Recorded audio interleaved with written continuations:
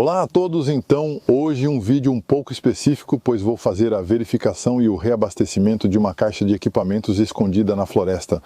Então, voltando agora ao assunto do vídeo, é importante saber que esse tipo de esconderijo, os esconderijos que vamos ver hoje, são esconderijos muito utilizados em áreas sensíveis, em áreas realmente instáveis politicamente ou em áreas com alta criminalidade e onde você tem expatriados, geralmente, que vão garantir sua própria segurança.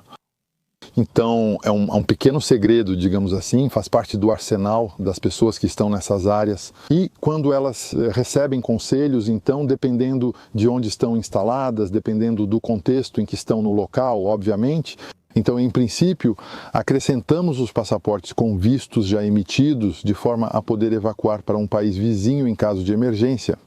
São passaportes que precisam ser duplicados, prática comum em algumas regiões. No que diz respeito ao nosso país, isso é realmente algo extremo. Pessoalmente, estou acostumado com esse tipo de técnica há muito tempo, já faz tempo que uso isso. Então, é um elemento que pode ser útil em certos casos, como durante uma evacuação. Então, é isso que expliquei no vídeo recente sobre evacuação urbana. Então, isso pode parecer um pouco extremo, claro, mas também podemos ver isso como um seguro. Ficamos felizes por não precisar usar isso. De qualquer forma, essa informação você pode guardar na cabeça. E se por acaso você tiver que passar por momentos mais difíceis, aqui ou em outro lugar, vai ver que tem 2 ou 3 coisinhas interessantes para saber. Então, geograficamente, isso se instala numa área que você pode facilmente alcançar saindo da sua casa. Claro, mas existem muitos casos diferentes. Cada situação é única. Então você pode morar na cidade, no campo, ter uma casa de veraneio que queira alcançar. Em caso de dificuldade, pense também em situações em que estará a pé, de bicicleta, de carro, etc. Então, todas essas informações realmente devem ser consideradas para a localização e o conteúdo do esconderijo. Não existe regra geral aqui. Vamos ver um exemplo que corresponde à minha situação pessoal e que não necessariamente será reproduzível em todas as situações. Então, hoje, o objetivo vai ser fazer a verificação de todo o material e trocar o material que está vencido. Então podemos ter surpresas, o material pode estar danificado, pode ter desaparecido, pode estar destruído, então nunca se sabe. Normalmente essas verificações devem ser feitas todos os anos, então já faz 2 anos que eu não faço. Vamos conferir o estado do material, pois posso ter surpresas e é fundamental checar tudo desta vez. Também é útil saber que tenho 2 esconderijos separados por 300, 400 metros e cada terreno, para cada esconderijo, tem uma vegetação completamente diferente. Isso me permite garantir a vegetação de um dos 2 esconderijos. Se por acaso houver trabalhos de corte de madeira em um dos 2 terrenos, por exemplo, então, originalmente, cada esconderijo foi projetado para uma pessoa, apenas uma pessoa, e tem um que é mais abastecido do que o outro. Com o inventário cheio, o segundo esconderijo está um pouco menos ocupado. Não faz sentido duplicar certos itens. Vamos ver isso. Vou mostrar o esconderijo mais abastecido hoje e vou verificar o segundo esconderijo daqui a pouco. Sobre o local. Agora, existem algumas regras a serem seguidas. O local onde você vai instalar esse tipo de esconderijo geralmente é uma área florestal, de fácil acesso, que você não vai esquecer. É uma área que, obviamente, também deve estar protegida de olhares indiscretos. Então, o parâmetro mais importante vai dizer que é uma área com baixa densidade populacional e a área deve ser bem drenada. Então, isso é importante, porque se o lençol freático subir, o container vai subir junto. Para a localização. Você pode tirar fotos de vários ângulos, se quiser pode obviamente fazer marcas, referências ou simplesmente se lembrar. Você também pode pegar as coordenadas de sistema de posicionamento global, isso pode permitir que você as transmita para alguém caso precise, junto com algumas informações adicionais. Ainda assim, para os metros finais, para a profundidade. Agora, você tem 3 riscos importantes. Primeiro, pode haver trabalhos florestais que podem expor a área, expor o esconderijo. Segundo, você tem riscos de congelamento dependendo da região. E terceiro, você tem detectores de metais que podem eventualmente detectar o esconderijo ao passar.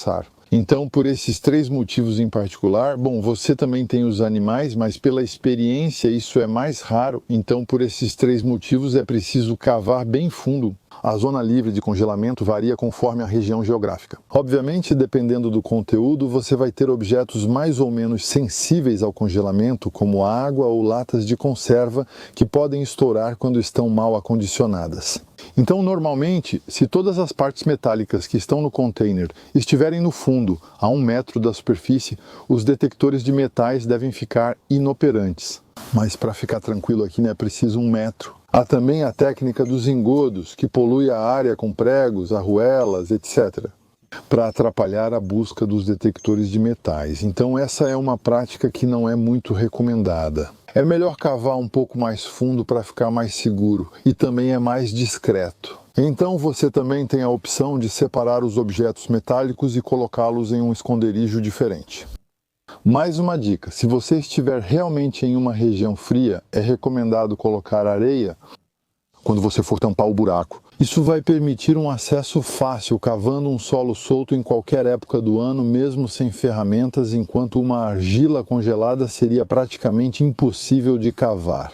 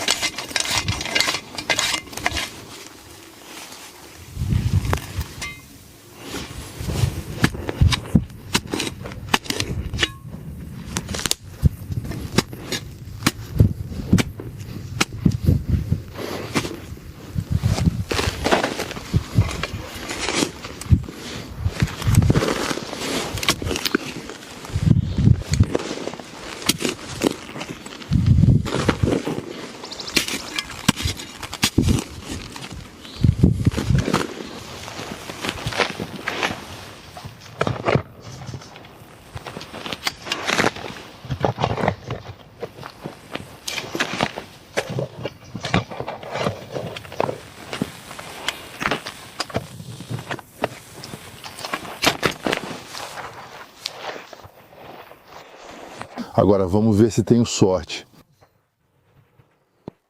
Não é fácil.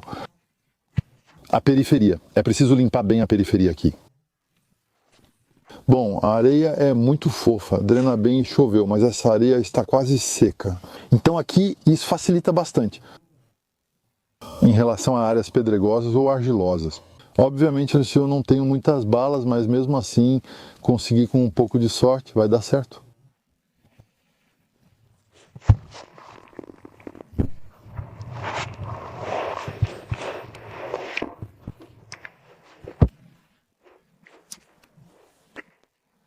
Sim, pronto. Então a gente vê que o buraco é realmente bem fundo. Aqui tem mais ou menos 1 metro. Então, o melhor material para usar são os galões, o que a gente chama de galão desse tipo aqui, que realmente permite uma ótima vedação. Então você também pode colocar um saco plástico em volta. Aqui eu coloquei direto assim do jeito que está, porque eu confio nesse material. Então ele não tem peças metálicas nesse ponto aqui, né? Então que seriam realmente facilmente detectáveis. E além disso, nesse modelo aqui, ele permite de proteger a junta, de apertar a junta sem danificá-la. Então essa parte aqui é removível e é essa parte aqui que vai entrar. Pressionar aqui nos lábios da vedação. Pronto, assim. Já vejo que não teve água, nenhum dano. Agora vamos ver o que tem dentro. Então vamos fazer um inventário rápido desse material. E depois vou trocar o que tem, trocar. Então aqui eu tenho uma pequena toalha de banho, aqui um caderno, então são cadernos especial. Você pode até escrever na chuva devido à umidade. Uma bússola, que funciona. uma da região. Então aqui, uma tarp.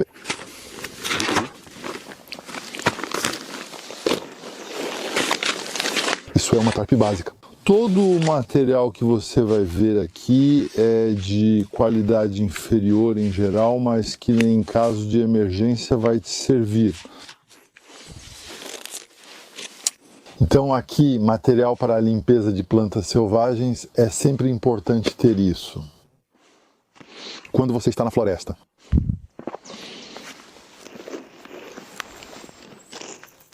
Então aqui eu tenho uma pequena barraca de montagem extremamente rápida, são aquelas barracas bem baratas que são feitas com material de cobertura de sobrevivência.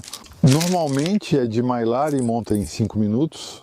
Você se abriga e também tem uma proteção térmica.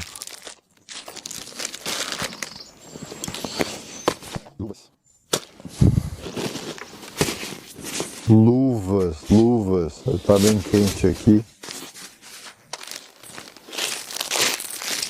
Da ponta, isso é da ponta. Deve ter 1 milímetro, nem é comprido. Isso é muito bom para armar armadilhas para animais grandes e para montar acampamentos. Então agora, a caixa de fogo. Então aqui um isqueiro que funciona. O gás poderia ter escapado eventualmente. Aqui um Fire Steel, mais modelo grande, com magnésio. Então isso é um modelo de acendedor de fogo que eu gosto muito, totalmente imutável. Velas. Estão um pouco grudadas. Levemente deformadas. Teve algum calor, mas parece funcionar bem. Um pouco de protetor labial. Aqui uma caixinha de fósforos, por que não?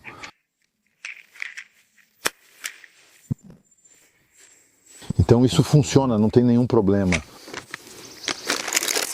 E aqui álcool sólido extra sempre pode ser útil. Uma farmácia, outra farmácia ainda em um Ziploc. Então aqui você realmente tem material para pequenas emergências, Ainda assim tem bandagens, tem álcool, tem analgésicos, aqui está a betadina, um pouco de material para cuidar dos machucados. Se houvesse. Em seguida vamos encontrar uma caneta, né? Então uma caneta esferográfica que estava no fundo de propósito, que não vazou. Funcionar. Aqui agora um pouco de paracorte. Sempre interessante em um acampamento. Então isso aqui é a 550, normalmente é do tipo 3, este aqui é um pedaço de qualidade ruim, mas que tem o mérito de estar aqui mesmo assim. Então aqui eu tenho uma pequena serra do tipo manual, serra manual transurneuse, que não são das mais eficientes, mas que ainda podem servir para cortar alguns pedaços, caso precise. E isso tem a vantagem de ainda ser compacto em termos de espaço. Então, uma bolsa estanque, não lembro mais o que tinha dentro. Ah, sim, aqui temos todo o equipamento de pesca. Porque é bom saber que aqui a algumas centenas de metros, talvez 1 quilômetro, tem um lago bem grande. Com muito peixe, principalmente black bass. Muito fácil de pescar, sempre se interessante, mesmo que não seja o melhor peixe. Aqui temos uma vara. O molinete que vai junto. Tem minhoca aqui para os conhecedores. Bom, isso aí é só para dar uma olhada de passagem. Tem iscas artificiais aqui, que não são as melhores. Então aqui, isso é o meu pequeno equipamento de pesca que eu já tinha mostrado antes, mas bom, aqui é um modelo reduzido, digamos assim, né? Tenho chumbadas, anzóis, linha extra, boias, etc. que podem permitir que você se desloque de forma bem discreta com isso no bolso e seja capaz de pescar. Depois ainda algumas iscas artificiais, linha extra. Acho que terão colheres também? No kit pequeno. Ah, sim, isso é material que eu não apresentei. É um material, é do ioiô americano. É um material que vai permitir a vocês multiplicar por 3 ou 4 as suas capturas nas linhas de fundo. Saiba que as linhas de fundo, são usadas para pescar em todo o mundo. E esse é um equipamento que realmente é muito eficaz, que a gente adiciona para as linhas de fundo. Então aqui ele tem 5. Então aqui estamos realmente em um modelo de sobrevivência. A princípio, esse tipo de prática é proibida. Sobre as armadilhas, a bolsa estanque vai permitir às armadilhas o transporte da água em particular. É preciso saber que aqui a 700 metros há uma nascente, uma fonte de água potável com um riacho abaixo da nascente.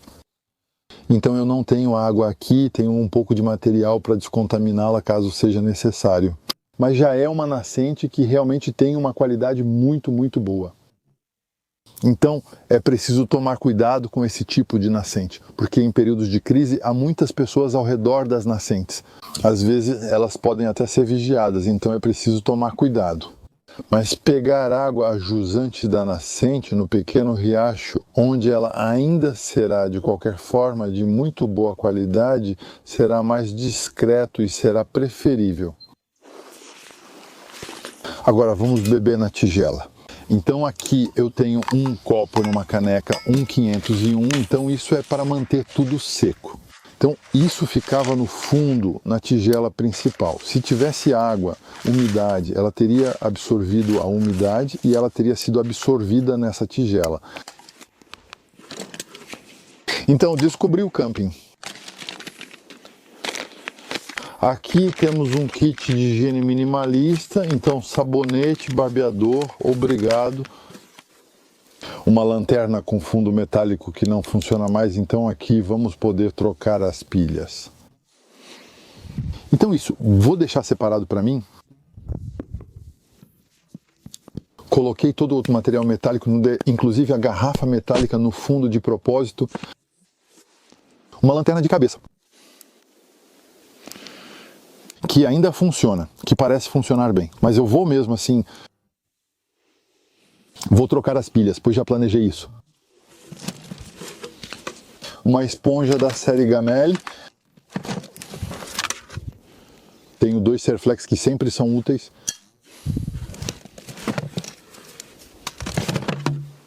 Uma faca, de qualidade inferior, mas está novinha, com fio de fábrica, então está praticamente perfeita. E ainda, um canivete multifuncional, que não está enferrujado, então realmente é um canivete multifuncional de baixa qualidade que valia alguns euros. Que pode servir para cortar arame, coisas assim. Então, para terminar, vamos ter uns pequenos walkie-talkies aqui. Então, que são voluntariamente sem as baterias que preciso trazer aqui. Embora eles pudessem funcionar apenas trazendo as baterias, eu preferi não deixá-las no local. Então, se você as tiver, pode usar, porque aí elas estão cheias. Se você não as tiver, não pode usar.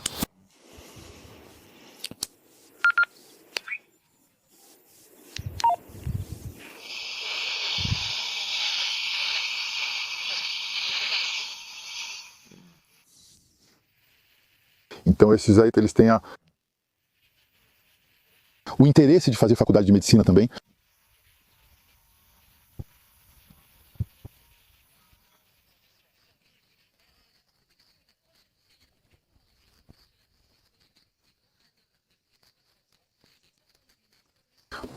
Isso não combina comigo.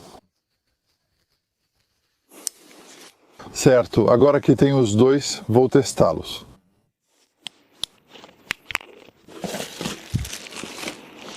Esse aqui funciona muito bem. Então, resta uma bolsinha. Sempre interessante ter uma bolsinha. Mesmo assim, bom saber. Esse pedaço aqui vai me servir facilmente para fazer uma amarração. A gente pode facilmente transformar o balde em uma mochila. Então você pode ir buscar água ou qualquer recurso de que precise. Graças à corda e ao balde. O balde. Quando montamos um acampamento, ela vai ser muito útil no inverno, especialmente quando está úmido. Ela vai servir como um banquinho para você e para colocar todo o material e transportar. Então, muito interessante. O balde em si, ele pode ser importante. Então aqui temos uma mochilinha com uma troca de roupa. Isso combina comigo. Então, roupas íntimas, camiseta, meias e uma bolsinha pequena que pode ser útil. Então, estamos chegando ao fim. Aqui temos energia 5, então energia 5, então temos 2.300 calorias. Bom, não é que isso seja muito gostoso. É comestível de várias maneiras diferentes. Podemos esquentar, podemos comer assim mesmo. Com plantas selvagens fica um bom acompanhamento. Aqui você realmente tem energia, é nutritivo, você realmente tem algo nutritivo. Para 24 horas sem problema. Então temos 1, 2, 3, que é...